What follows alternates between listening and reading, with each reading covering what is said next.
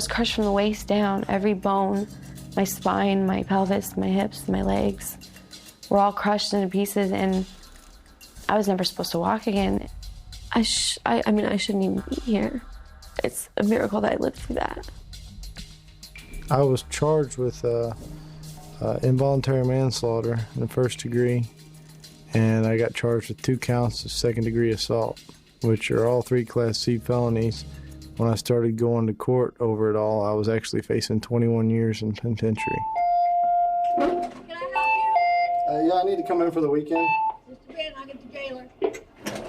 I got locked up in the county jail for about 6 months, and then when it finally all came together so we knew what was going to happen, I ended up doing 2 years worth of weekends in the county jail.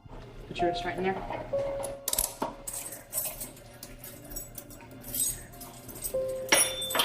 We'll book you in just a minute. You got 4 walls there. It's not something to look forward to. You know, a lot of people are like, oh man, it's the weekend, you know. I dread mine. It's hard, but I think Steve's stubbornness and endurance, and he had his mindset that he was going to recover, and he did. I remember not being able to talk. That was frustrating. I should have said, slow down. Especially when I go to grave sites.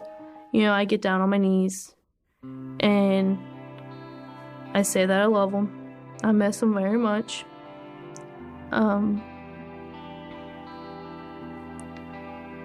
Life is a lot different without them. I have not talked to any of their parents since the day of the accident. They don't want anything to do with me. I know they think that I'm responsible. They think me and my boyfriend were both responsible. And they figure, you know, I was the driver of the car, so I should be able to control everything that happened in the car. And they just believe it was all my fault. I had a lot of fun, and I knew every day when I woke up that I'd be with my best friends and we'd be having a good time. And it was something to look forward to every day. Never thought it'd be taken away from me like that. Everything was normal, fine. We was partying, having fun, and then that one night, it happened. Just knowing that my best friend lost his life because of me, I don't even have a word to tell you how bad that feels. It's hard to live with yourself. Greg thought he was a good driver.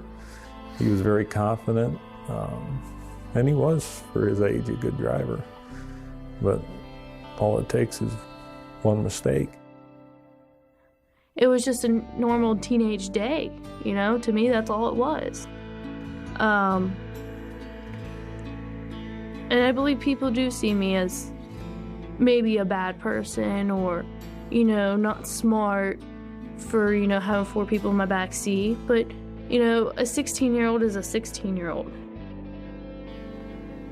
I loved life. I mean, I still do, but I loved my best friends more than anything in the world.